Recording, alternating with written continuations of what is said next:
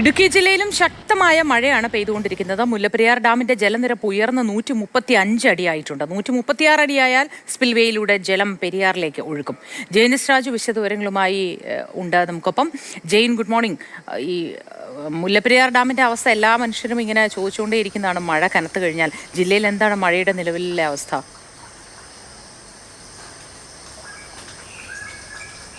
മോത്തി, മലയോര മേഖലയിലേക്ക് മഴ ശക്തമായി തുടരുകയാണ്. തൊടുപുഴ താലൂക്കിൽ മഴയ്ക്ക് ഒരല്പം ശമനം ഉണ്ടായിട്ടുണ്ട്. അതോടൊപ്പം തന്നെ ഡാമുകളിലേക്ക് ഒഴുകിയെത്തുന്ന വെള്ളത്തിന്റെ അളവിലും കുറവുണ്ട് എന്ന് തന്നെ പറയേണ്ടി വരും. കഴിഞ്ഞ ദിവസങ്ങളിൽ ഉണ്ടായതുപോലെ ശക്തമായ ഒരു നീരൊഴുക്ക് ഡാമുകളിലേക്കില്ല. പല ഡാമുകളും കൂടുതൽ വെള്ളം പുറത്തേക്ക് ഒഴുക്കുന്നതിന് വേണ്ടിയിട്ട് ജില്ലാ ഭരണകൂടത്തിന്റെ അനുമതി മേടിച്ചിരുന്നു. ആ അനുമതി ലഭിക്കുകയും ചെയ്തു. പക്ഷേ അത്തരം ഉയരത്തിലേക്ക് ഷട്ടറുകൾ ഉയർത്തേണ്ടി വന്നിട്ടില്ല. അത് തന്നെയാണ് നീരൊഴുക്ക് കുറഞ്ഞു എന്നതിന്റെ തെളിവായി നമുക്ക് മനസ്സിലാക്കാൻ കഴിയുന്നത്. മുല്ലപ്പെരിയാർ ഡാമിന്റെ കാര്യത്തിൽ എല്ലാവർക്കും ആശങ്കയുണ്ട്. പക്ഷേ ആശങ്കയ്ക്ക് ഇപ്പോൾ ഈ ഘട്ടത്തിൽ അടിസ്ഥാനമില്ല എന്ന് തന്നെ പറയാം. കാരണം മുല്ലപ്പെരിയാർ ഡാമിലെ ജലനിരപ്പ് 135 അടിയിൽ എത്തിയിട്ടുണ്ട്. പക്ഷേ 136 അടിയായാൽ ഡാമിൽ നിന്ന് സ്പിൽവേയിലൂടെ വെള്ളം പുറത്തേക്ക് ഒഴുക്കാൻ കഴിയും. അല്ലെങ്കിൽ ഇപ്പോഴത്തെ റൂൾ കർവ് അനുസരിച്ച് 136 അടി വെള്ളം വരെ തമിഴ്നാടിന് സംഭരിക്കാൻ കഴിയൂ.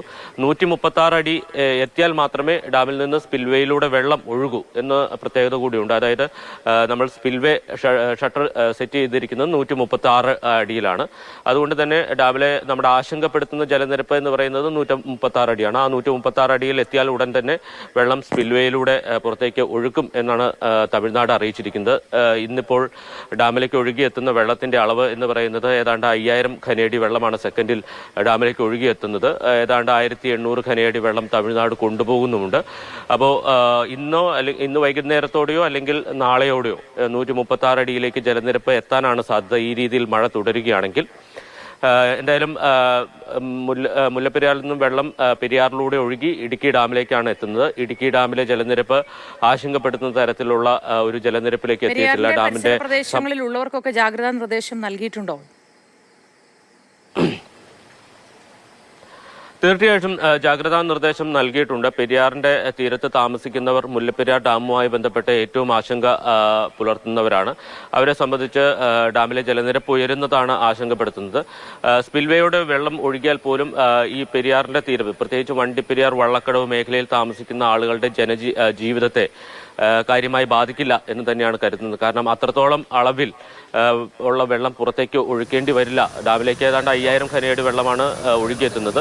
അതിൽ 1800 ഖനയടി വെള്ളം തമിഴ്നാട് കൊണ്ടുപോകുന്നുണ്ട്. അവശേഷിക്കുന്ന ഏതാണ്ട് 3000 ഖനയടി വെള്ളം കാണാം.